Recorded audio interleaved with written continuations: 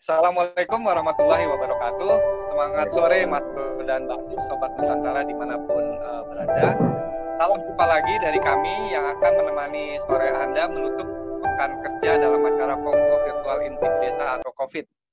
Di masa pandemi ini, desa-desa, kampung, nagari, ngata, Kapanghuluan ataupun sebutan lokal lainnya yang sejenis menemukan peran sentralnya sebagai penjaga pangan dan juga perawat alam Katulistiwa. Tapi tidak hanya itu, di saat pandemi wabah virus corona atau COVID-19 ini, daya tahan tubuh yang kuat jadi jurus ampuh untuk penangkalnya. Nah, salah satunya adalah virgin coconut oil atau minyak kelapa murni yang diyakini punya manfaat untuk itu. Belakangan banyak beredar informasi seputar manfaat dari VCO untuk meningkatkan imunitas tubuh. Filipina bahkan serius sekali mengembangkan penggunaan VCO untuk menghadapi COVID-19 ini dan sudah mengembangkan sejak Februari 2020 lalu untuk menguji keampuhan VCO kepada pasien-pasien COVID-19. Minyak kelapa murni ini memang sudah lama dikenal punya kandungan aktif penangkal virus. Dan jauh di Kalimantan Tengah, tepatnya di Kelurahan Bahaur Basantan, Kecamatan Kahayan Kuala di Kabupaten Pulang Pisau, masyarakat di sana telah membangun sebuah rumah produksi VCO dan produk turunan kelapa lainnya. Rumah produksi yang dinamai Rumah Kelapa ini merupakan kerjasama BUMDes Permai Desa Bahaur Hulu Permai, LPM Kelurahan Bahaur Basantan, Gapoktan Pakat Mufakat, Desa Saya Pesanan, dan Gapoktan Dandang Bersatu Desa Dandang. Sore ini kita akan berbincang tentang Desa Bahaur Basantan yang dikenal sebagai penghasil VCO. Kalau Mas Bro dan Mbak Sis, Sobat Nusantara berkesempatan menjelajah ke Kalimantan Tengah dari ibu kota Palangkaraya, ini daerah yang dulu sempat digadang-gadang akan menjadi calon ibu kota baru negara Indonesia. Nah, dengan berkendaraan mobil atau motor ke arah selatan sekitar 125 km atau ditempuh dengan jarak 3,5 jam, kita akan memasuki Kabupaten Pulang Pisau di mana Desa Bahaur Basantan ini berada. Dan sore ini di langit Jakarta yang mulai teduh karena Jakarta sekarang sudah masuk mulai musim penghujan, saya Hasan Tohatnan ditemani seorang fasilitator desa, Mas Denny Hermawan dari Desa Bahaur Basantan dan Pak Zainal Arifin selaku Direktur Rumah Kelapa di Kalimantan Tengah. Selamat sore Mas Denny dan Pak Zainal, selamat datang di acara COVID ini. Senang sekali nih bisa bertemu dengan kalian berdua. Apa kabarnya? Baik, Pak. Baik ya. Ya. Oke. Sebelum kita lebih jauh bicara soal Rumah Kelapa ini ya, kami ingin tahu dong, Mas Denny mungkin bisa cerita ya kepada kami gitu, Desa Bahaur Basantan ini tuh seperti apa sih kondisi desanya, karakteristiknya, dan juga 4 desa lainnya ya yang tergabung dalam kerjasama ini. Silakan Mas Denny. Ya, makasih sebelumnya buat Bapak Hasan Toha telah mengundang kami di acara Kongko Virtual Intip Desa ya.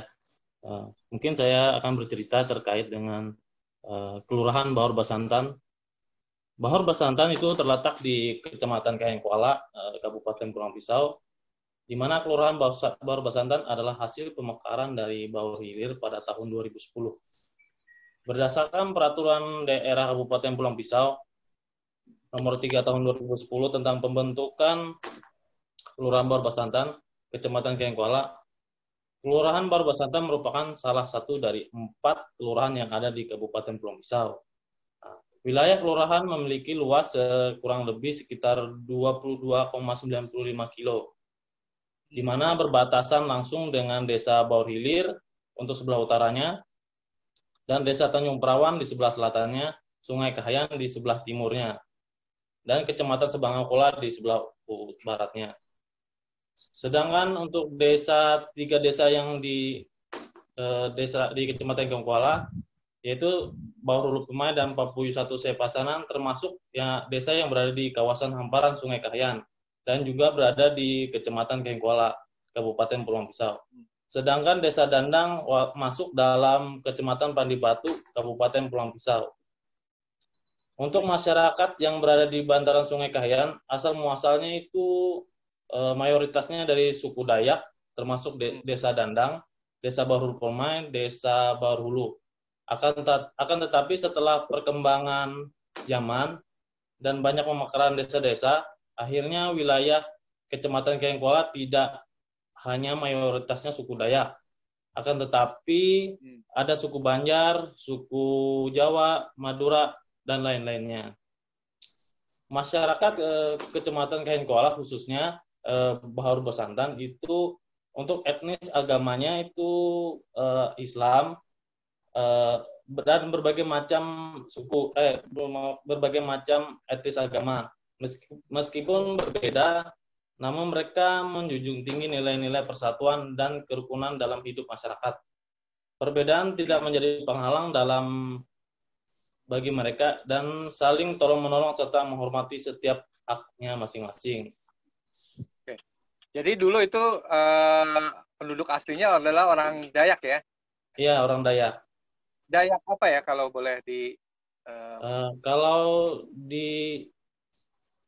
di bahasa di sini itu Dayak Ngaju lah ibaratnya. Dayak Ngaju ya? Oke. Iya.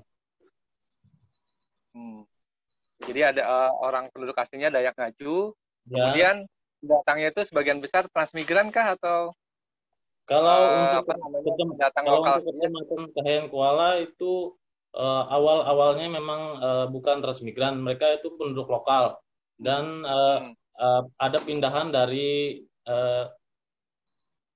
provinsi Kalimantan Selatan yaitu Banjar, jadi saling ada pernikahan lah ibaratnya kan, jadi mereka ada masuk suku lain itu, suku Banjar itu. Oke. Jadi sudah kawin mawin begitu ya antara penduduk orang lokal, kemudian pendatang dari Banjar, lalu juga dari provinsi lain gitu ya, dari Jawa gitu misalnya ya. Iya. Gitu ya. Oke. Kalau ininya sistem mata pencahariannya apa ya sebagian besar di sana ya? Kalau sistem mata pencahariannya untuk khususnya Bahaur Bosantan, Bahaur Perumai, dan Dandang dan Pakucar saya sana itu petani, Pak, mata pencahariannya.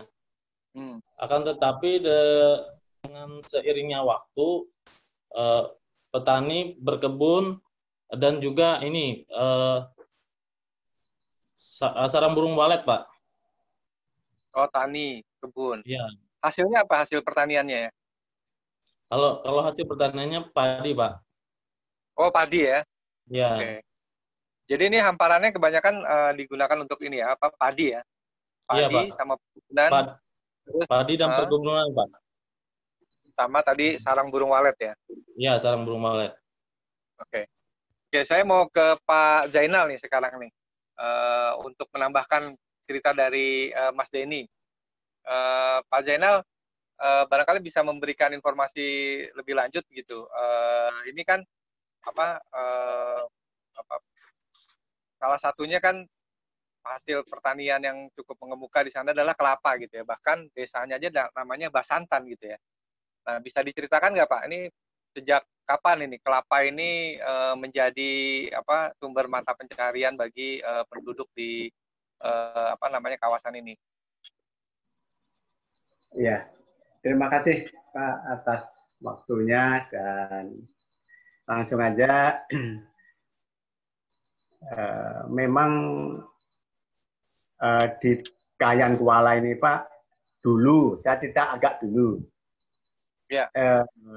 Penghasil terbesar termasuk panen unggulan di Kabupaten Kapuas dan Lampung itu memang kelapa dalam gitu. Jadi kelapa ini ditanam sampai sekarang sudah umur 70-an, Mas. 70 tahun? Ya, jadi dulu, saya tidak dulu juga, memang di sini saya sampai tambah dengan Mas Denny tadi, ada wilayah kita ini terbagi dua. Jadi ada sungai Kahayan itu, kalau saya menghadap ke selatan ini sebelah barat ini khusus untuk perkebunan, mulai hulu laut sampai ke hilir Palangkaraya. Nah, jadi kalau yang kiri ini khusus lahan padi, jadi dipisah. Lahan padi gitu, hamparan. Iya, iya. Nah, jadi kita di sini Kayen Kuala ini mempunyai hamparan ada sekitar sekarang ini 11 desa itu satu hamparan kebun kelapa memang. Dulu, ya mungkin sampai sekarang. Nah, jadi Dulu pada ya?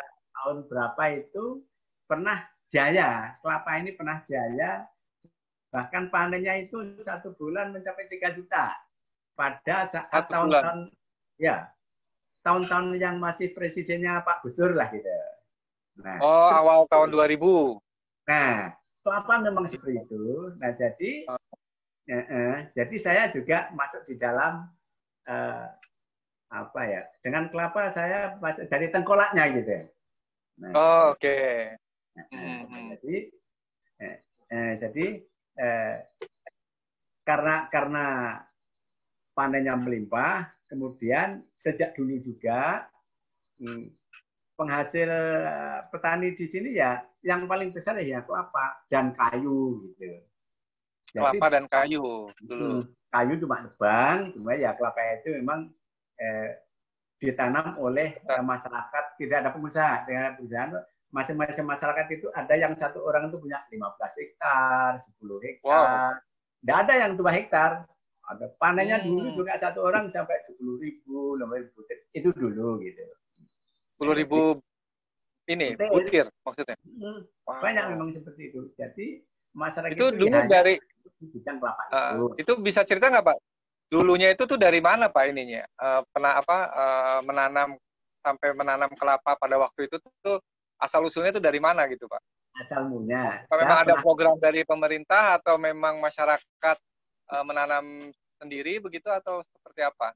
Ya Mas. Saya ketemu waktu tokoh yang termasuk punya kebun kelapa yang tertua itu asal mulai orang perantau dari Sumatera. Kiri-kiri Indragiri saya. Ya, orang datang ke sini perantau itu bawa kelapa. Nah, jadi itulah asal mulanya. Menurut beliau saya pernah bertemu seperti itu. Jadi dia setiap hari nanam kelapa 2 biji begitu. Enggak kayak hamparan, enggak ada program pemerintah, enggak ada. Enggak ada. Nah, jadi justru yang nanam pertama tuh dari Riau, Pak ya? Iya, orang Riau ya. Indragiri gitu loh, saya nggak tahu. Indragiri Hilir. Oke. Tahun berapa itu kira-kira, Pak? Masih ingat nggak? Nah, ini Mas Dedi dihitungkan itu tahun sekitar saya di sini tahun 86, umur kelapa sudah 11 tahun, Mas. Tahun 86 umur kelapa udah 25 tahun. Oke, berarti tahun 60-an ya? Ya, mungkin. Jadi saya anggap kelapa sekarang di sini umurnya 70 tahun.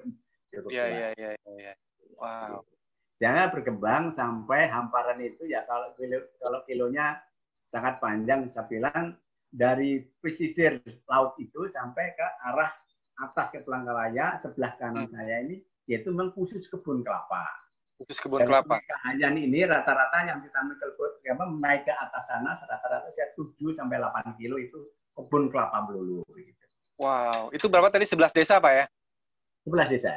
11 desa, jadi di sebelah kanan Sungai Kahayan Hilir itu hamparan kelapa semua begitu Pak ya? Kelapa semua ya, kebun kelapa memang khusus untuk perkebunan. Kelapa. Nah, pembagian di sebelah kanan itu adalah kebun kelapa semua itu tuh ada kisahnya nggak Pak? Nah, saya belum ketemu. Memang kayaknya cocoknya begitu, karena di sana agak sedikit lembut gitu. Kayaknya cocoknya kan kelapa kayaknya nggak mau begitu subur gitu, kayaknya. Tapi kalau padi memang harus air yang ini ya. Jadi karena ngelihat hampara karakteristik tanahnya, lahannya, jadi kelapa di sebelah kanan itu ditanamnya seperti itu. Betul. Jadi dengan sendirinya orang kok nggak mau nanam di sebelah barat karena ya kayaknya mungkin nggak cocok gitu. Sehingga tanam sebelah kiri seperti itu. Dan sejak dulu itu kelapa itu dijadikan apa tuh Pak pada waktu itu? Ya. Waktu Bapak jadi pengumpul ya? Iya. Jadi dulu hanya kelapa di sini hanya dikuasai oleh pengumpul atau tengkolak gitu ya. Jadi dikirim ke Banjarmasin, ke Palangkaraya. Termasuk saya juga ngirim ke Jawa. Dulu saya pernah ngirim sering setiap minggu itu 60.000. Itu pakai yang perahu kayu itu. Hanya seperti itu. Jadi gelondong, sisanya gelondong yang agak buruk itu dikoprak, hanya seperti itu. Hanya seperti itu. Jadi nggak ada kok memikir diolah apa gitu. Memang ada yang namanya membuat minyak kelentik gitu ya, kayaknya ya ribet gitu. Ya, kelentik memang ada, tapi nggak sampai hanya konsumsi sendiri. Kalau ada mau selamatan, membuat ya cuma begitu aja. Oke. Oh, jadi memang dari kalau dulu dijualnya butiran aja gitu, Pak ya? Butiran, ya. Butiran. Paling banyak ke mana? Ke Banjar atau ke Palangkaraya, Pak ya? Banjarmasin, karena Palangkaraya ada juga suplai yang dari daerah Sampit. Jadi Banjarmasin terbesar dengan Jawa sebenarnya. Dan ke Jawa. Itu di Banjarmasin dan di Jawa itu dijadikan apa, Pak? Butir kelapa itu, Pak? Kalau tahu nggak kira pada waktu itu? Iya. Nah, ya ini saya yang agak aneh ini, Kalteng ini penanam kelapa tapi nggak punya pabrik. Nah, Banjarmasin itu nggak punya pohon kelapa, tapi pabriknya 4, termasuk Surabaya. Gitu. Jadi di Kalteng yang agak aneh sedikit. Nggak ada pabrik kelapa, tapi punya pohon. Di Kalsel itu nggak punya pohon, tapi punya pabrik. Nah, seperti itu. Jadi kita ini ya kirim bahan bakunya di sekitar itu yang besarnya. Oh, jadi justru karena Pulang Pisau dan atau Kalimantan Tengah itu sebagai penghasil kelapa, tapi nggak ada pabrik kelapa di sana, Pak? Nggak ada pabrik kelapa. Sampai sekarang nih belum ada, Pak? Sampai sekarang. Wah, ini perlu jadi perhatian ini buat pemerintah daerah ya. Agak aneh. Gitu. Iya. Nggak ada duitnya atau gimana? Nggak tahu saya. Jadi dulu aja tuh hasilnya berapa? 1 hektar tuh kira-kira berapa butir tuh, Pak? Kalau dulu, Pak? Gini, kalau di sini masyarakat itu menanam satu hektar itu kan 140 pohon. Kemudian 1 pohon itu isinya 8 biji. Kemudian setahun itu dipanen 8 kali. Itu hitung-hitungannya. Walaupun pohon itu ada yang 10, 15, tapi ada yang 2, 4, itu rata-rata 8. Jadi kalau dihitung itu 1 hektar itu 140 pohon kali 8 biji kali 8 kali per tahun itu. Oke. 8 kali itu berarti sekitar 1,5 bulan sekali Pak ya dipanen ya? 1 atau 2 bulan. 1 atau 2 bulan ya? Ya, 1,5 ya, karena kan 8 kali. Oke, banyak juga hasilnya itu Pak ya. Itu berapa petani tuh Pak kalau sekarang ini yang tergantung dengan berapa keluarga petani yang tergantung dengan dengan kelapa sekarang ini Pak kira-kira? Nah gini Mas, memang ada perubahan masa barangkali ya. Jadi memang petani kelapa ini mengeluh sejak yang saya ceritakan tadi sampai sekarang ini kan menurunnya itu sangat drastis. Jadi sebenarnya satu-satu yang diharap itu yang paling aman dulu saya ingat ya kelapa. Walaupun kelapa itu semurah-murahnya, saya lihat umumnya itu rata-rata per tahun orang naik haji juga dari kelapa. Sekarang nggak ada kelapa, hampir nggak ada orang naik haji gitu ya, yang dari kelapa. Oh, emang berubah jadi apa Pak sekarang kelapa ini? Pertama dulu keluarnya kelapa harganya murah, sehingga tidak begitu dipelihara. Kemudian ada pekerjaan lain seperti kayak tebang kayu. Oke. Beralih ya seperti tebang kayu, kemudian terus ada juga iming-iming bahwa ada jenis komoditi tanam kayu semen bagus seperti itu. Jadi masyarakat terkecoh pemikirannya seperti itu. Yang tanamannya ada karena dianggaplah harga sangat murah, kemudian tenaga kerja semakin mahal, hitung-hitungan kayaknya hampir kurang untung begitu. Jadi coba-coba mencari celah yang lain. Ternyata juga sekarang hasilnya yang lain nggak ada. Jadi Mulai tahun berapa tuh penurunan produksi kelapa itu, Pak? Sedikitnya 10 tahun sampai sekarang. Oh, mulai 10 tahun terakhir ini gitu ya? Ya. Jadi tadi karena harga kelapa jatuh, kemudian ada komoditas lain gitu yang dianggap lebih menguntungkan begitu ya? Dan kemudian lahannya, kebun kelapanya ditebang atau dibiarkan saja atau bagaimana, Pak? Ditebang, Mas. Oh, ditebang terus diganti dengan tanaman komunitas baru begitu, Pak ya? Ya, seperti itu. Hanya ditebang aja, kemudian juga ada juga yang ragu, yang lain ragu belum tentu hasil juga begitu. Tapi yang mau ditanami kelapa lagi ya, DK masih setuju. Jadi sekarang lahan itu masih standby sebenarnya. Lahan itu ada. Lahannya ada, tapi tanamannya udah nggak jelas gitu, Pak ya? Ada, nggak jelas. Oke, jadi berak gitu. Oke. Nah, sekarang itu jadi berapa banyak yang kebun kelapa yang masih tersisa nih, Pak, yang masih tersisa dan masih produktif? Ya, kalau lahannya mungkin nggak berkurang, tapi pohonnya itu memang hampir, ya sisanya itu 30%, 40 lah ya. Tapi umur tua, Mas. 40% yang masih tersisa kebun Ya, kelapanya.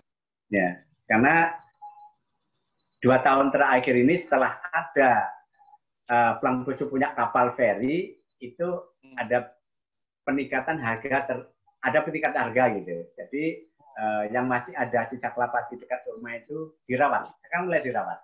Oh, sekarang mulai dirawat. Oke. Apalagi dengar bahwa ada di Bawor mau ada rumah kelapa, mau menampung kelapa, itu juga satu kabar gembira. Oke. Bagi mereka. Oke.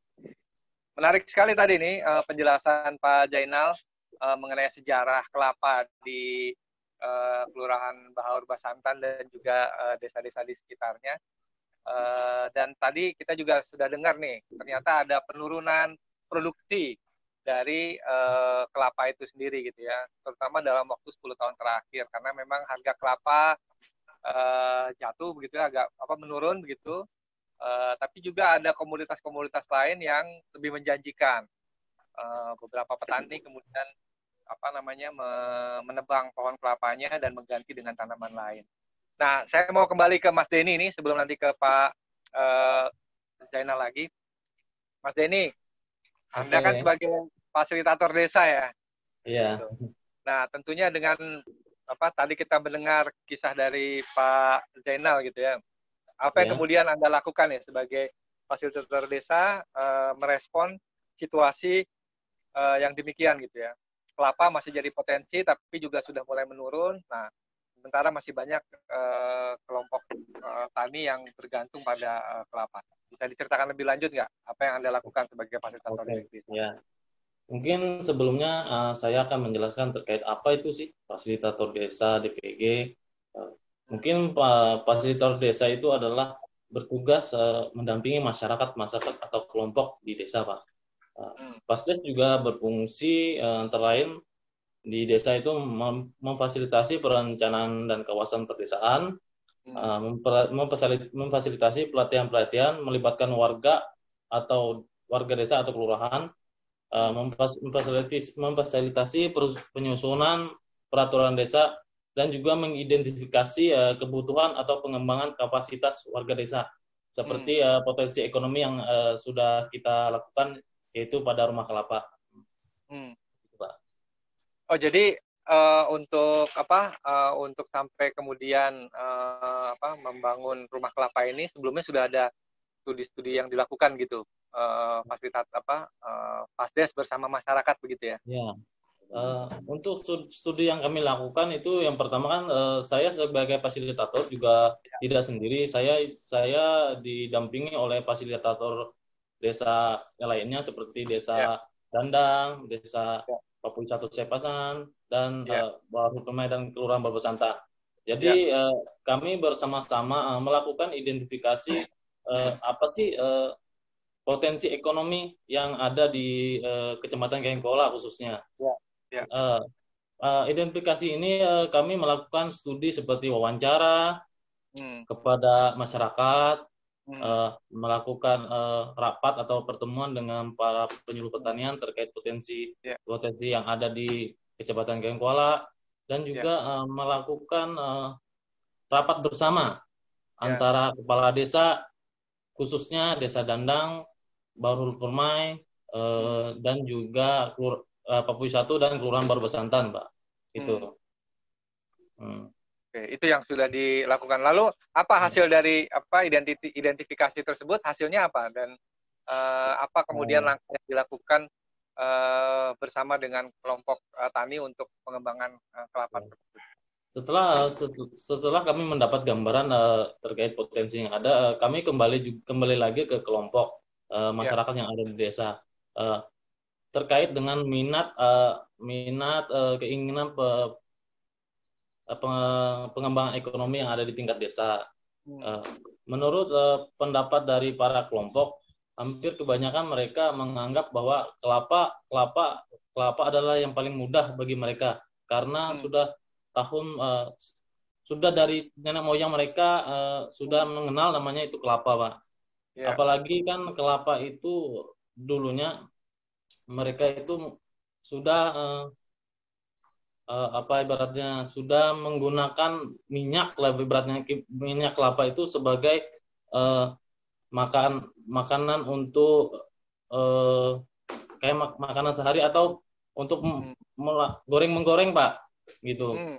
Ya, jadi mereka menginginkan dengan adanya pengetahuan terkait itu mungkin mereka bisa mengarah ke potensi tersebut, Pak. Oh, jadi karena kelapa sudah lama dibudidayakan dan kemudian hasilnya dimanfaatkan langsung oleh masyarakat gitu ya dengan menjadi bagian dari penyediaan konsumsi makanannya mereka begitu ya. Jadi mereka ingin kelapa itu dikembangkan lebih lanjut di sana. Lalu langkah apa yang dilakukan loh bersama dengan kelompok tani kelapa tadi itu? Ya, setelah mereka ingin mengembangkan terkait potensi yang ada, mereka mengajukan proposal ibaratnya pengembangan ekonomi ke kemitraan. Setelah pengajuan itu yang dilakukan itu ternyata kami awal-awal tidak tahu nih apa yang dijadikan potensi utama. Setelah kami rembuk ternyata kami tahu tuh potensi itu adalah kelapa. Sama dengan Desa Dandang, Baru Pemai, Baru Pulut dan Desa Papui 1 Sepasaran. Mereka itu mengarah ke minyak kelapa dan juga kopra gitu. Jadi setelah mereka melakukan pengajuan proposal, kami melakukan rapat lagi bahwa dengan ini kemarin tadi kan sudah diceritakan Pak Jenderal bahwa kelapa di Kecamatan Kayan Kula khususnya itu sudah melakukan penurunan potensi. Jadi dengan adanya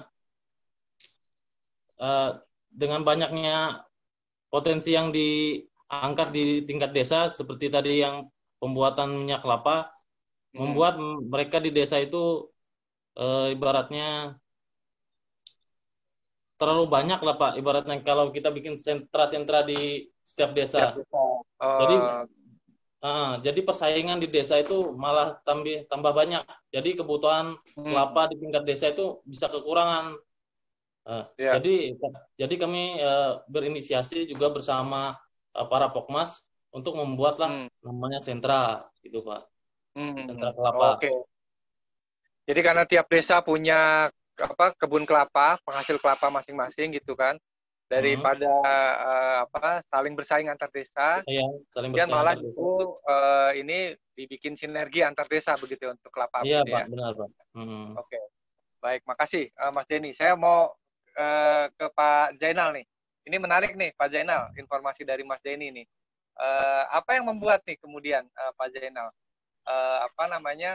desa-desa ini mau bersepakat gitu untuk bekerja sama untuk membangun sentra kelapa bersama ini, Pak? Iya.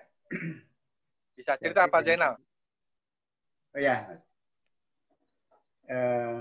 Jadi memang sangat diharapkan adanya pengolahan kelapa di sini. Cuma karena saya sedikit agak ngerti tentang pengolahan kelapa dibanding petani lain mungkin sedikit.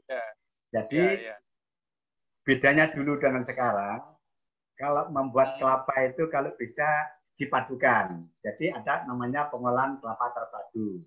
Yang bagusnya itu ya disentrakan gitu. Saya beri gambar gitu.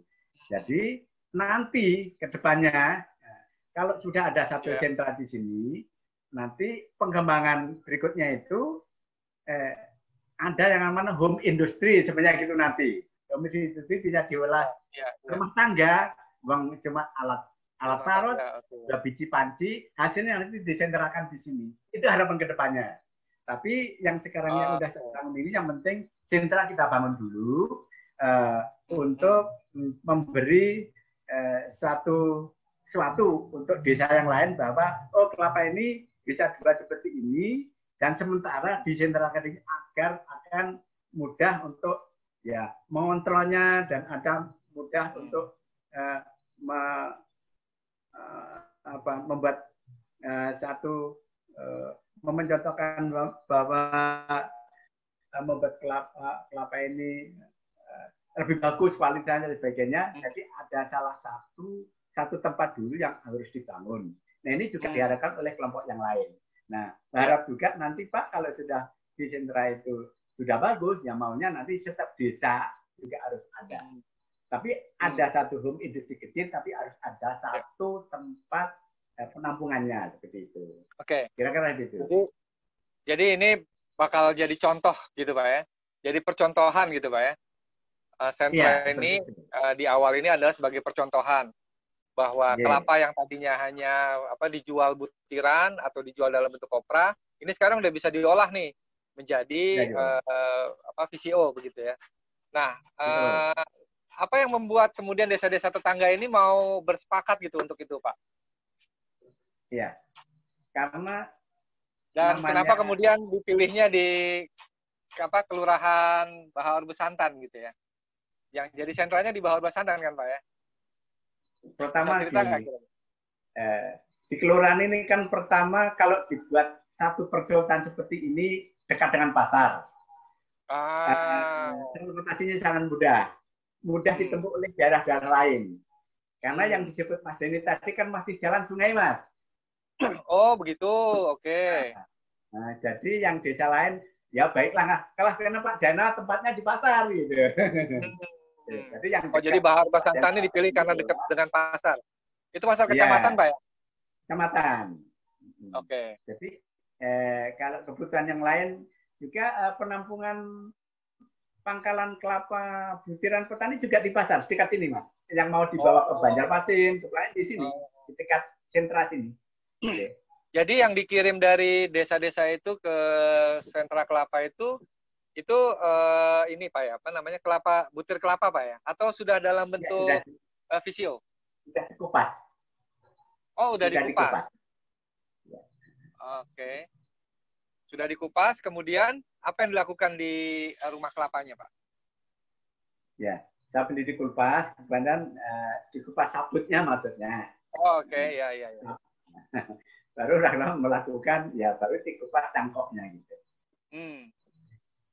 Cangkoknya, kemudian ya diproses, seperti kayak dicuci dulu, diparut, kemudian diproses, seperti parut, diendapkan gitu.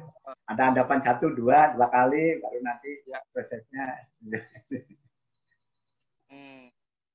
Itu prosesnya berapa lama itu Pak? Terus berapa banyak mesin yang dilalui gitu untuk proses itu supaya teman-teman yang di Antero Nusantara nih tergambar gitu kan?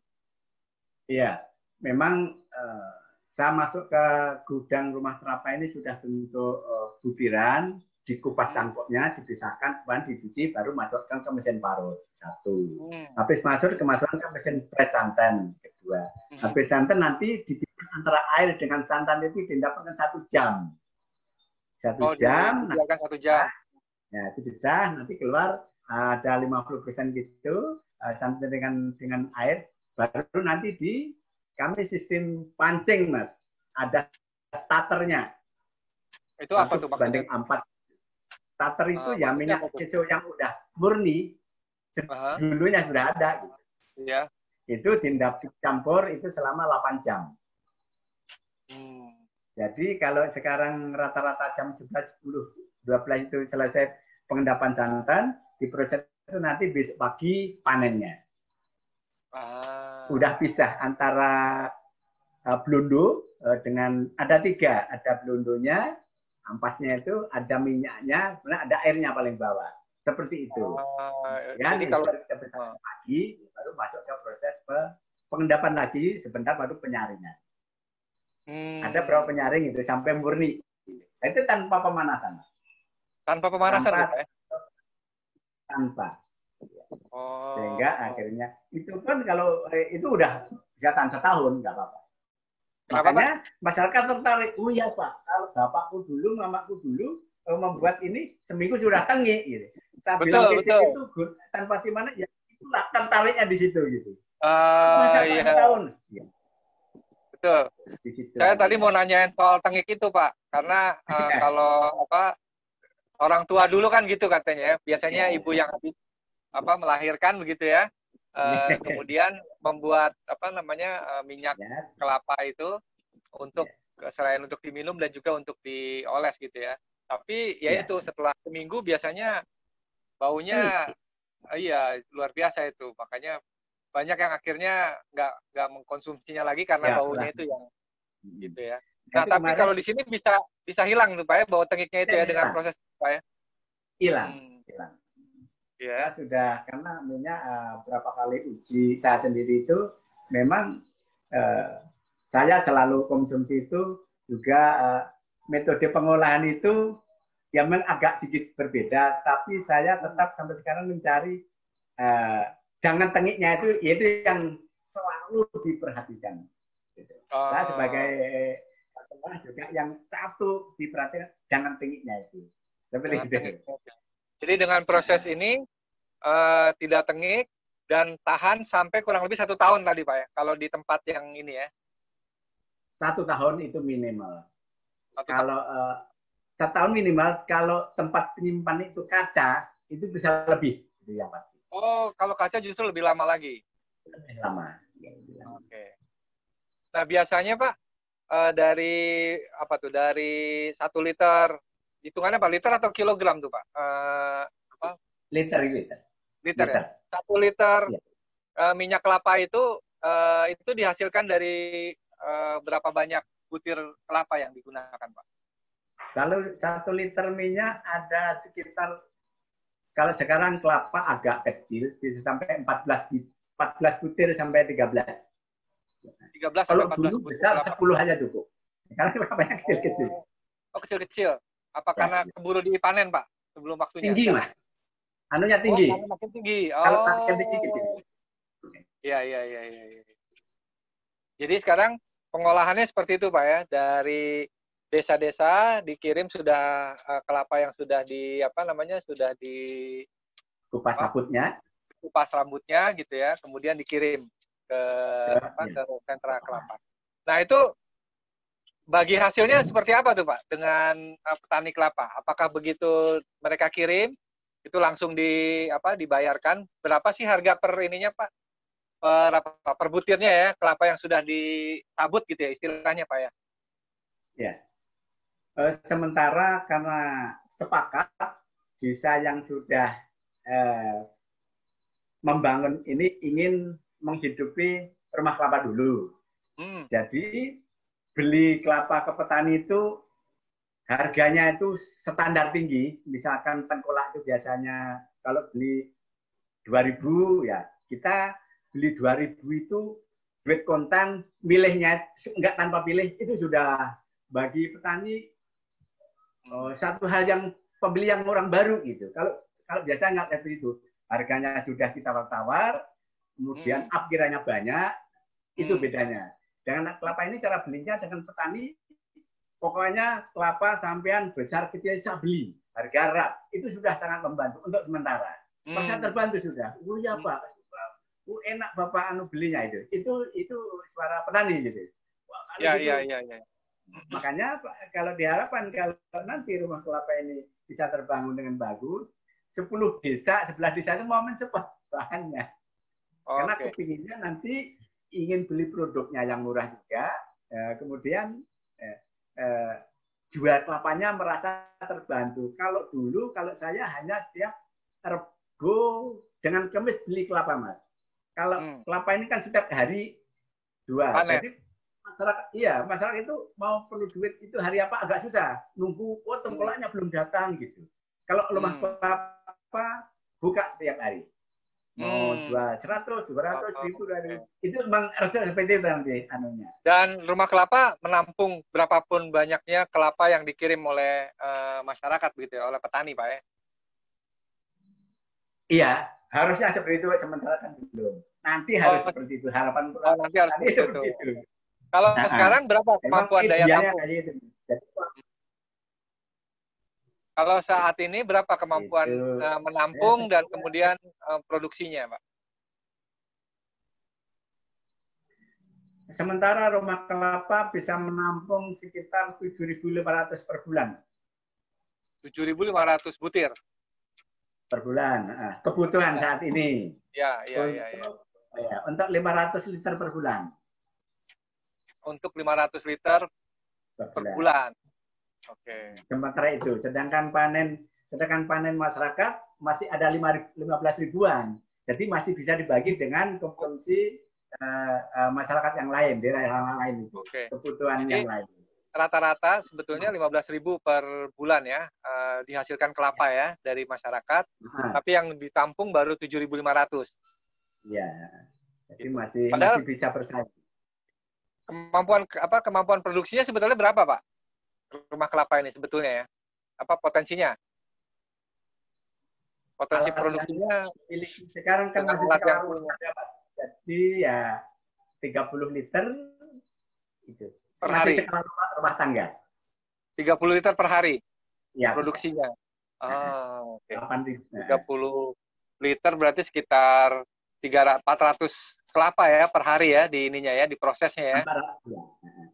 Kalau kecil 500, besar 400 seperti itu. Ya, 4 sampai 500 butir kelapa yang diolah per hari ya. Menghasilkan 30 liter. Oke. Nah, itu kan sudah kemudian VCO-nya itu diapain, Pak, yang sudah jadi itu, Pak? Apa yang dilakukan kemudian dengan VCO yang sudah jadi itu? Ada pengemasan tertentu begitu misalnya? Dan kemudian berapa harga yang diperjualbelikan gitu ya ke masyarakat? Iya, semata produk rumah kelapa ini diproduksi sejak bulan Februari. Kemudian ya, karena ada masalah alam, ada pandemi dan sebagainya, agak tersendat, Mas. Tersendat, saya pengolahan itu tidak tercapai sebulan 500. Karena ada, ya itu tadi, ada mandek lah sebentar. Tapi punya stok yang ada ini cukup untuk dipasarkan masyarakat sekitar, masih lokal. Karena dikemas masih bentuk belum sempurna. Ini kan anggaplah masih telanjang, belum ada kotaknya, masih seperti ini. Ini otomatis kita jual ini 15.000. Itu berapa liter? 100 mili 15.000. 100 mili 15.000. Seperti ini bentuknya. Oke. Nanti kalau di kotak itu mungkin bisa 20. Mungkin. Iya. Jadi dijualnya ada yang ukuran 100 mili, terus ukuran berapa lagi tuh, Pak? Kayaknya ada beberapa tuh ya di belakang Bapak tuh ya. Ada yang 250. 250. Ya, ada yang 500, ya. 600. Ada 500, 600 ya. Oke. Nah, ada yang 200. Dan itu baru dipasarkannya di sekitar aja, Pak ya? Sekitar aja. Ya. Dan ini juga sekarang lagi proses perizinannya, yang harapannya target rumah kelapa sampai benar-benar nanti punya izin SNI atau ya MD-nya lah, sehingga bisa bersaing. Yang sudah ada izinnya apa aja, Pak? PRT baru. POM sudah ada. Baru PRT. Baru PRT ya. Oke. Nah. Ya. Dan sudah mulai mengurus untuk yang BPOM dan yang lainnya, Pak ya? Iya, sudah kirim sampel, sudah uji lab, sudah sebagainya. Sudah ada hasilnya, Pak, dari pengiriman sampel dan uji lab itu? BPEM lagi proses, ya lagi proses sudah Ya, sudah dikirim lagi proses. Oke. Nah tadi Pak Zainal sempat menyampaikan ya ada beberapa tantangan ya, terutama terkait dengan pandemi ini gitu ya. Nah selain apa namanya tadi, kalau pandemi kan itu memang seluruh dunia mengalami itu gitu Pak ya. Tapi ada nggak Pak tantangan yang khusus gitu yang di apa namanya yang mungkin spesifik gitu yang dialami terkait dengan pengembangan ini apa VCO ini gitu?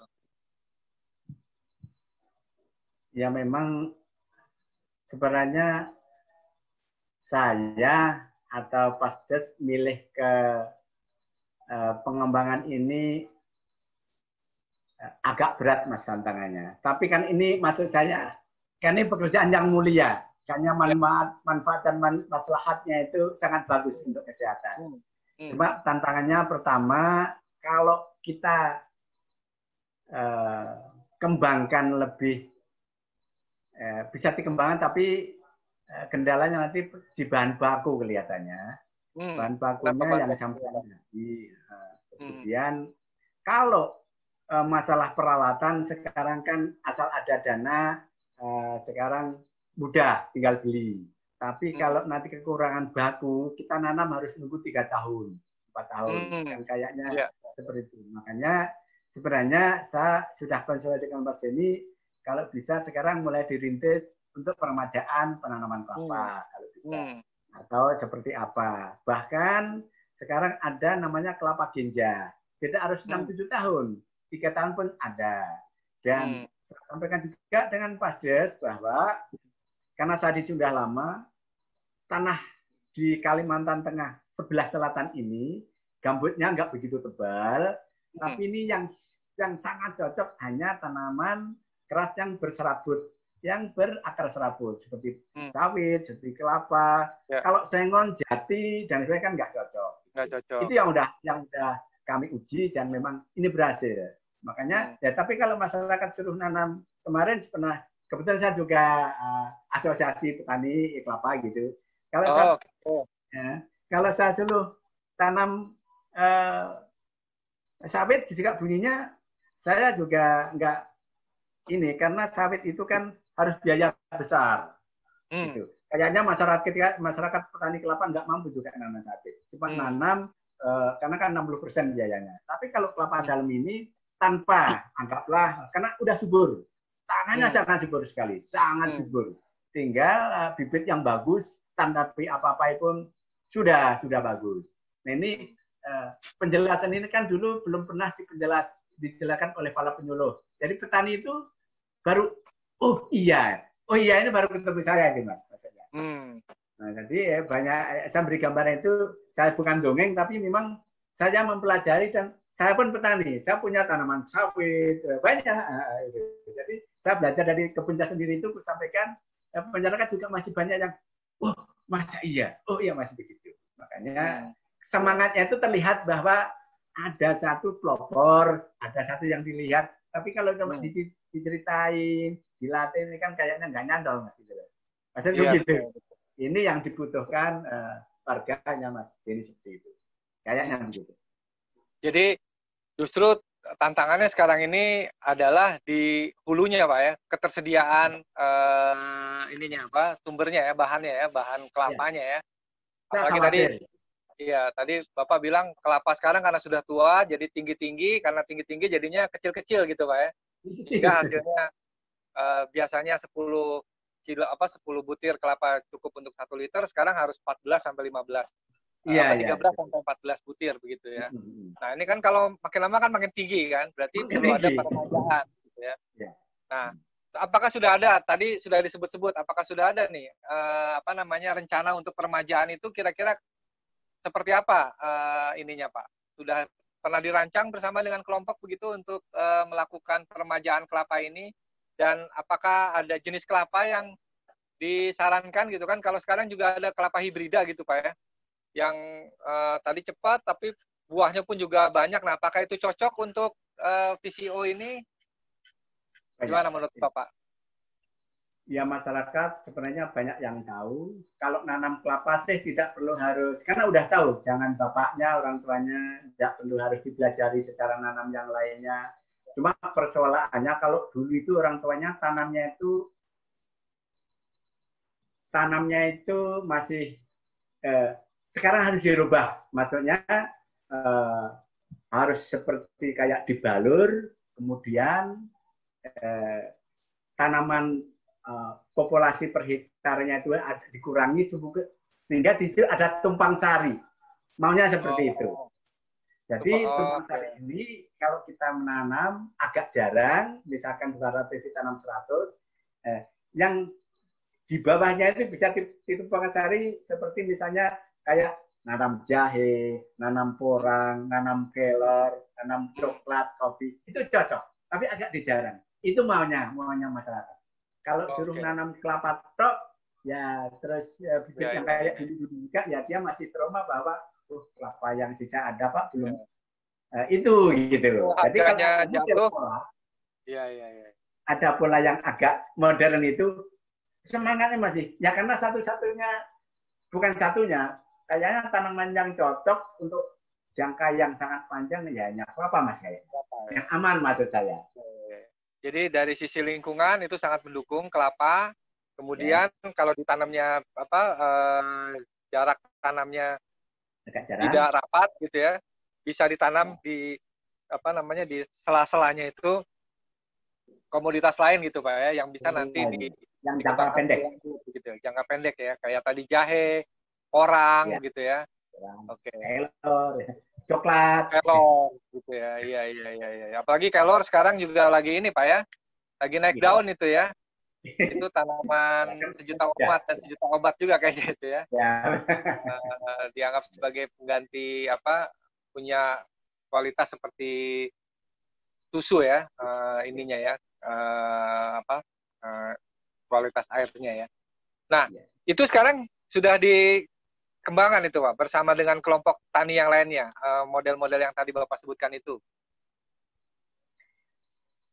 Sebagian kecil sudah, tapi belum secara ya masih ada sedikit kesulitan ya pekerjaan awal Mas, ada kesulitan saja, mungkin pengolahan lahannya, bibitnya dan sebagainya. Kalau pengertian Mas Denny sudah sering disampaikan bahwa ke depan itu harus seperti itu pola pikirnya.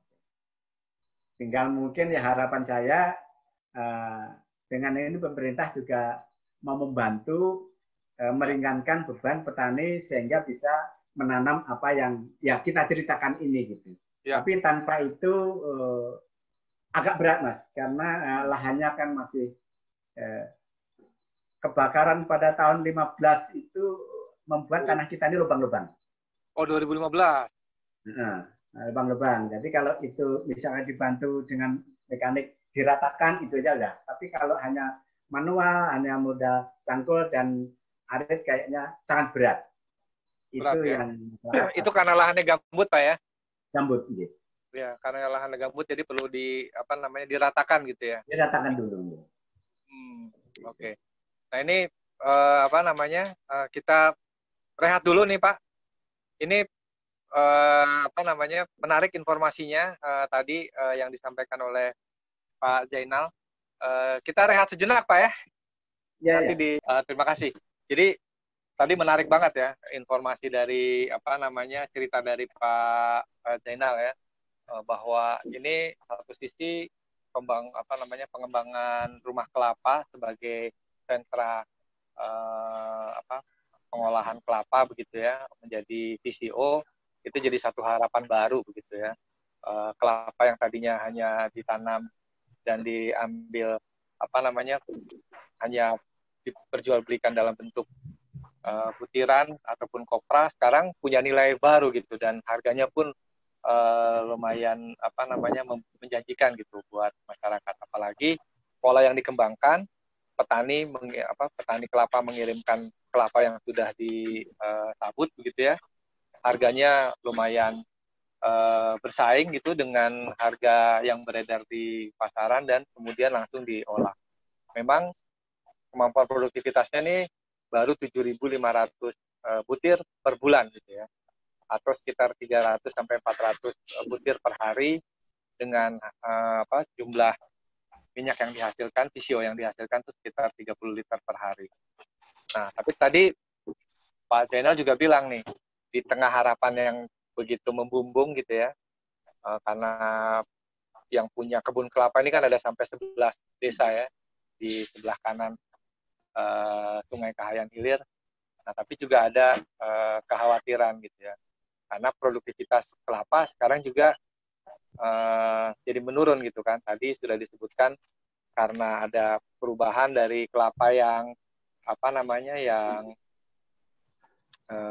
komoditasnya diganti gitu, jadi kebun kelapa ditebang kemudian diganti dengan jati barangkali atau sengon, kayu-kayuan gitu, atau mungkin diganti dengan sawit barangkali gitu kan. Nah, sementara kebun kelapa yang tua belum dilakukan permajaan, sehingga pohon-pohonnya makin tinggi dan buahnya jadi makin kecil gitu kan. Nah, tadi sempat disampaikan oleh Pak Zainal juga bahwa udah ada upaya nih, meskipun baru terbatas gitu ya, baru dalam jumlah kelompok yang kecil gitu, melakukan permajaan kebun kelapa. Dan kelapanya pun kemudian juga dalam 1 hektar itu ditanam secara agroforestry ya, wana tani gitu, kebun campur gitu Pak ya. Jadi kelapa dengan jarak tanam yang cukup luas gitu ya Pak, jangan cukup lebar, sehingga di sela-selanya bisa ditanami tanaman yang komoditas yang lebih memberikan nilai ekonomi tambahan buat petani kelapa. Nah, kira-kira itu. Nah, sekarang saya mau ke Mas Denny nih, merespon dari yang sudah disampaikan oleh Pak Zainal tadi ya, terkait dengan ada harapan tentang sentra kelapa ini, tapi juga ada tantangan yang dihadapi saat ini. Nah, lalu bagaimana nih mengupayakan ke depan agar sentra kelapa ini betul-betul bisa menjadi harapan yang terwujud begitu ya, bukan mimpi di siang bolong begitu lah ya, kira-kira gitu ya. Apa saja yang kemudian sudah dilakukan untuk menjaga keberlanjutan dari rumah kelapa ini, lalu kemudian mungkin siapa-siapa saja pihak-pihak yang kemudian sudah Mas Denny libatkan gitu ya dengan teman-teman yang lain untuk bisa memperkuat pengembangan usaha ini. Silakan Mas Denny. Ya, terima kasih Pak. Mungkin saya bercerita terkait dengan keberlanjutan ya usaha dari rumah kelapa atau kelompok minyak kelapa di PCO di Kelurahan Baru-Besantan terkait dengan permajaan kelapa. Kemarin kita juga sudah melakukan nih rapat atau pertemuan antara kepala desa khususnya di 3 desa dan 1 kelurahan. Dalam rapat tersebut kami mengesepakati bahwa nanti setiap desa mengusahakan adanya permajaan kelapa, Pak. Nah, permajaan kelapa ini bukan permajaan kelapa lokal, tetapi bibitnya seperti hibrida atau genjah, Pak, atau entok itu. Dari hasil kesepakatan itu, mereka bersepakat bahwa untuk anggaran 2021-2022 berupaya menganggarkan terkait dengan permajaan kelapa atau pengadaan bibit lah, ibaratnya buat petani-petani yang ada di desa-desa mereka masing-masing, Pak. Gitu. Ini bisa diulangi pernyataannya tadi, terputus suaranya. Oh iya. Dari awal lah Pak, atau gimana? Enggak, yang pas itu aja, bersepakat untuk apa tadi yang tahun 2021 itu. Untuk sebentar Pak.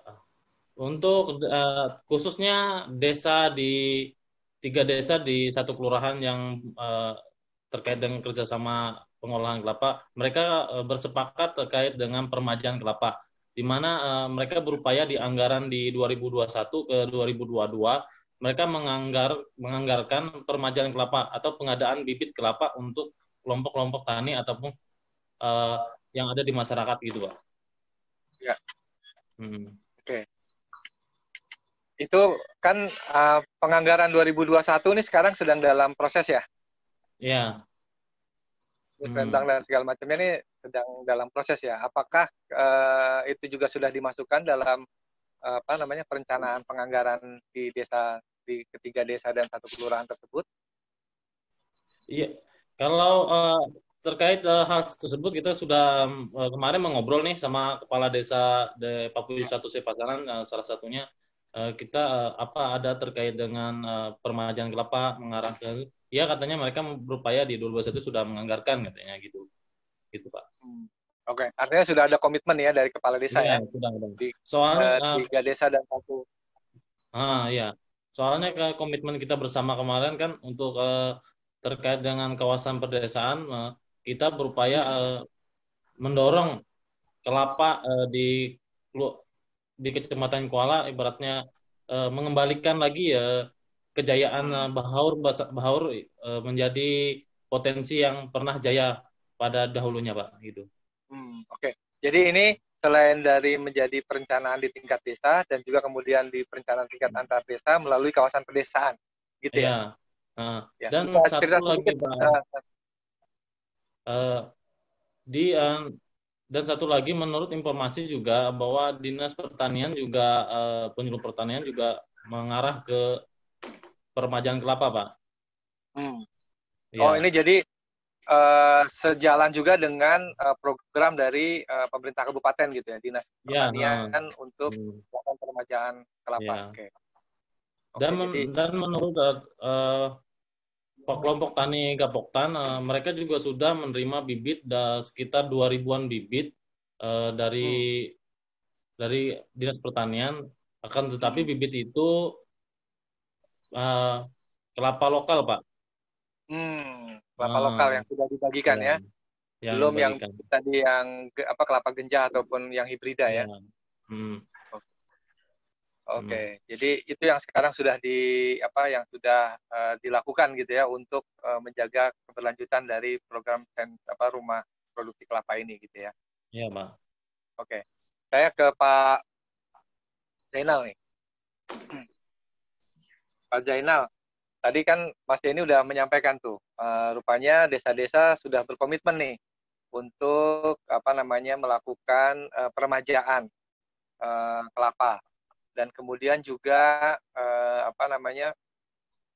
dari kepala desa dan lurah gitu ya sudah berusaha ini di penganggaran tahun 2021 akan dianggarkan untuk peremajaan, dan juga ini juga ada di tingkat kabupaten melalui kawasan pedesaan yang sejalan dengan program dari Dinas Pertanian Perkebunan ya untuk peremajaan kelapa ini. Ya. Nah, bagaimana nih rumah kelapa menangkap potensi ini gitu ya, peluang ini sehingga nanti bisa menjamin keberlanjutan dari sentra rumah kelapa ini.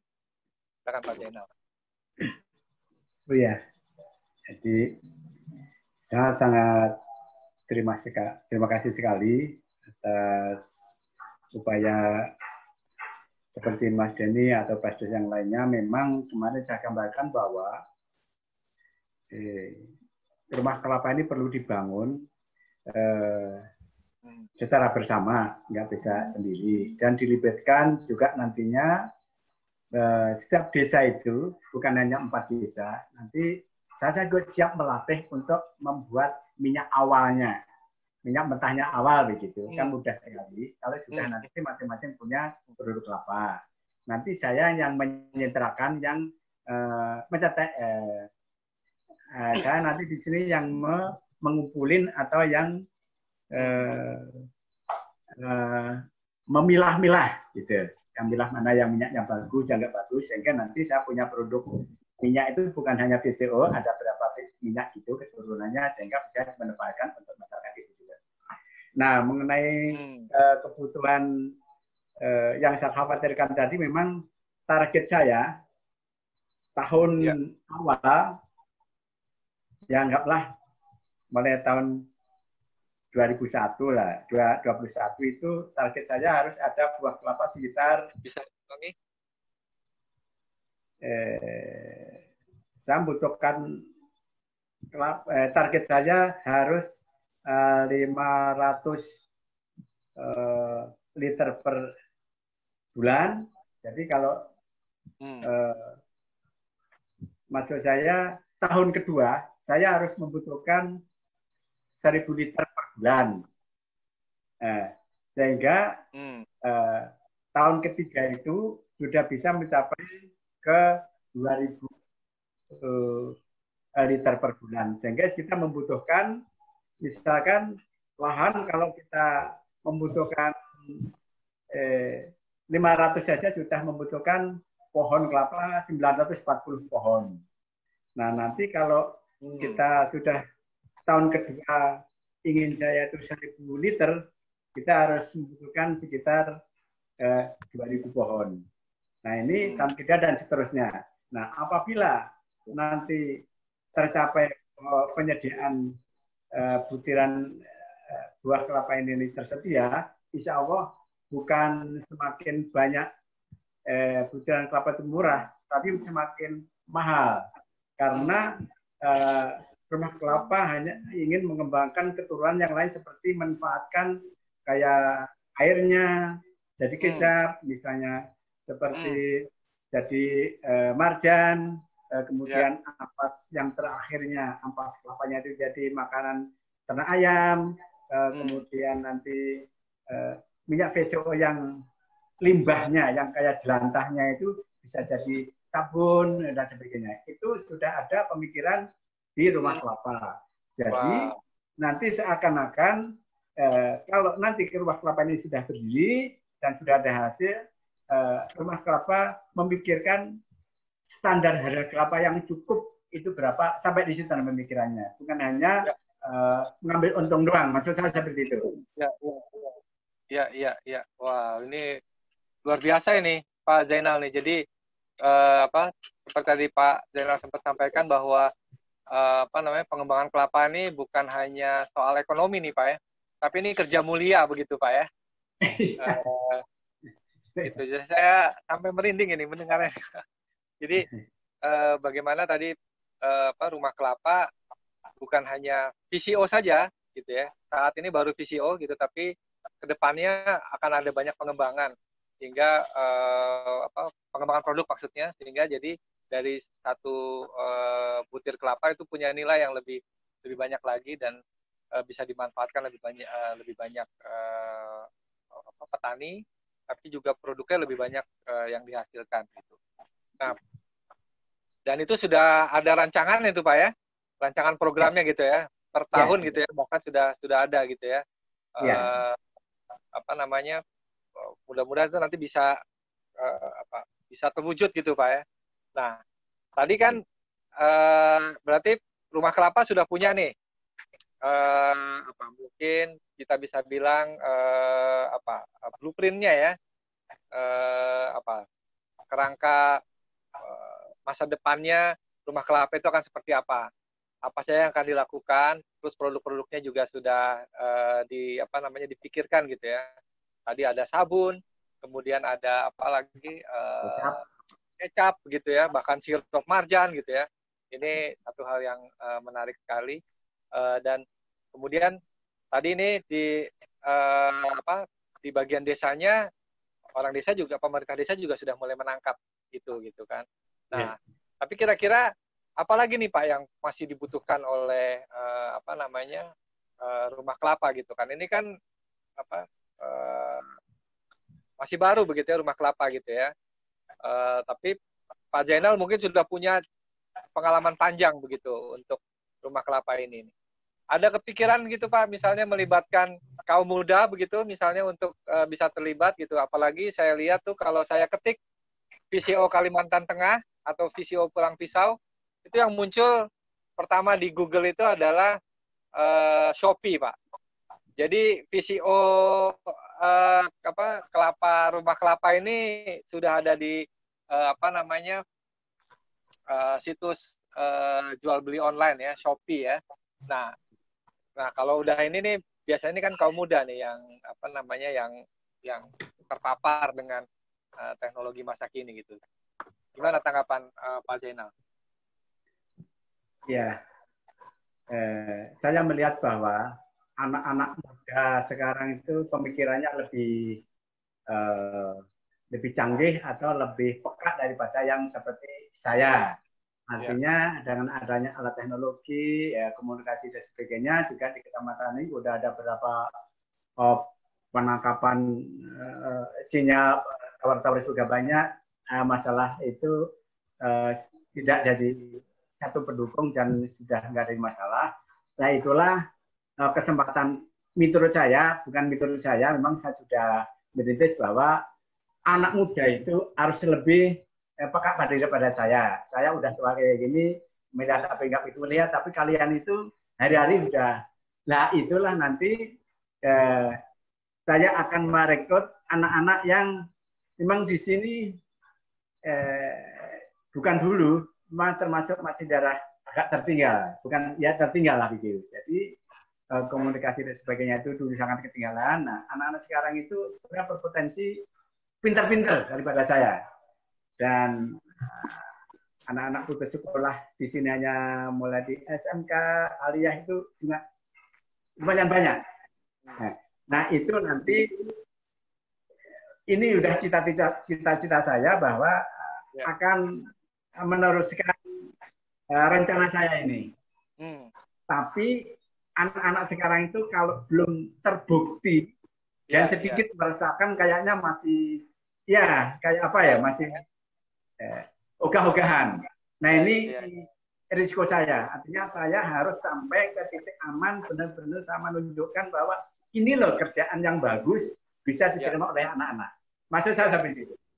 Oke, jadi sekarang ini adalah pembuktian nih Pak ya? Pembuktian harus ada. Betul ya.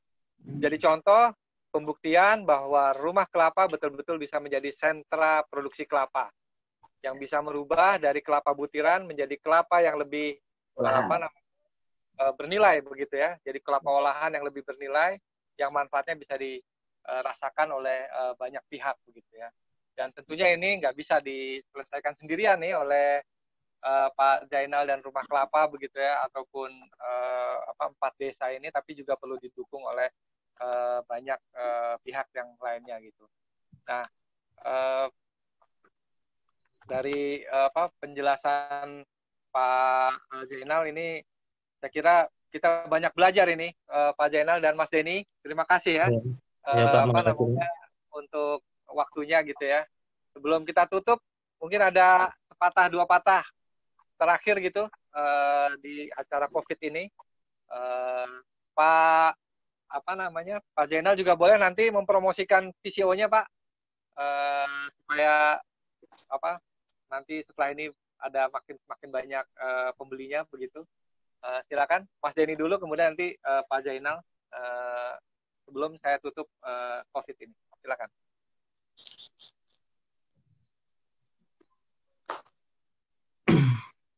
Ini Pak Zainal atau gimana? Pak Zainal dulu. Pak Mas Denny aja dulu. Nanti Pak Zainal yang menutup terakhir, sekalian promosi. Boleh ya Pak Zainal ya, promosi produknya ya. Ya.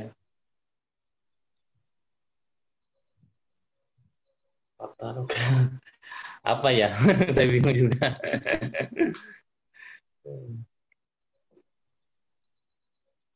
Mungkin terkait apa tadi Pak? Saya tadi nggak terlalu ya, mendengar. ini kan mau ditutup nih COVID-nya ini. Mas Denny punya closing statement lah istilahnya ya, pernyataan terakhir gitu di ini. Meskipun Mas Denny sebagai Pasdes kan mungkin di sana hanya selama program DPG ini ada gitu ya, tapi kan pengembangan program pengembangan Rumah Kelapa ini kan harus terus dilakukan. Mungkin Mas Denny ada semacam kata-kata terakhir, harapan ataupun juga mungkin usulan begitu bagaimana pengembangan ke depannya, atau mungkin nanti Mas Denny mau beralih gitu kalau dari Pasdes kemudian sekarang menjadi entrepreneur sosial gitu karena melihat potensi dari Rumah Kelapa ini gitu. Silakan Mas Denny. Ya. Harapan saya terkait dengan adanya center Rumah Kelapa yang ada di Bahor Pasantan, dengan adanya salah satu contoh, mungkin desa-desa lain ataupun kecamatan lain bisa mengelola ataupun mencontoh apa yang kami lakukan terkait dengan kawasan perdesaan ataupun kerjasama antar desa. Jadi tidak hanya di Kecamatan Kengkoala, tapi di kecamatan lainnya. Ya, mungkin itu saja, Pak. Oke, jadi sentra kelapa ini jadi makin luas begitu ya, bukan hanya di Kecamatan Kahayan Kuala, tapi juga di kecamatan lainnya begitu ya. Apalagi didukung dengan kawasan pedesaan ya, yang sekarang ini sedang didorong juga di Kabupaten Pulang Pisau. Selanjutnya Pak Jainal, tadi sudah menyampaikan ini masa pembuktian ya, supaya nanti betul-betul rumah kelapa ini menjadi sentra ya, menjadi pusat pengembangan kelapa, bukan hanya kelapa sebagai produk ekonomi, tapi juga memberikan kesejahteraan bagi banyak pihak, terutama petani kelapa. Silakan Pak Jainal. Ya, harapan saya dengan adanya terbangunnya rumah kelapa ini bisa membuat satu produk olahan VCO dari kelapa diolah menjadi minyak VCO dan diolah secara benar, sehingga ini menjadi minyak ajaib. Artinya ini VCO ini dikonsumsi bisa menyehatkan dan mengobati. Ini hebatnya minyak VCO. Karena itu kepada seluruh warga masyarakat, saya harap bisa mengkonsumsi VCO lebih bagus daripada tidak mengkonsumsi. Itu aja, Mas. Oke, makasih Pak Jainal. Jadi dengan pernyataan Pak Jainal tadi, di COVID ini kita jadi banyak belajar ya dari desa kelurahan ya Bahaur Basantan ini dan juga 4 desa lainnya.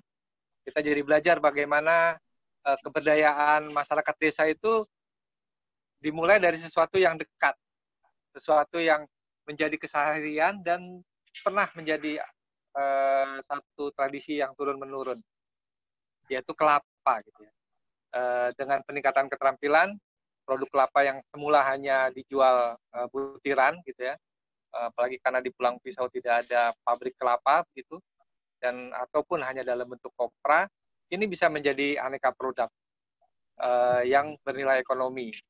Dan rumah kelapa sebagai sentra produksi kelapa sudah memperlihatkan kepada kita bagaimana kelapa diolah menjadi VCO ya, virgin coconut oil atau minyak kelapa, dan ini ternyata memberikan dampak bagi peningkatan ekonomi rumah tangga petani, bukan hanya di satu desa tapi di beberapa desa, antar desa. Dan ini yang saya kira menariknya adalah kalau di banyak tempat antar desa itu biasanya saling bersaing gitu ya dalam mengembangkan produk ekonomi. Apalagi dulu pernah ada kebijakan one village one product gitu ya, satu desa satu produk, sehingga antar desa kemudian jadi bersaing. Nah, justru di Kecamatan Kahayan Kuala ini di Pulang Pisau yang terjadi adalah kerjasama antar desa dan kelurahan yang memperlihatkan mampu meningkatkan nilai ekonomi produk kelapa dengan beragam produk turunannya, kemudian mampu memperluas kapasitas produksi, sehingga menimbulkan rasa percaya diri dari petani dan berkesadaran untuk mengajak dan mengorganisasi diri, bahkan kemudian mampu membangun aliansi antar sesama petani kelapa dari desa-desa tetangga dan mengembangkan perawatan kelapa dalam lanskap gambut yang lebih luas. Sehingga kebun kelapa kini menjadi lebih terjaga, gambutnya lebih terawasi, dan tidak mengherankan jika kemudian kebakaran pun jadi semakin berkurang.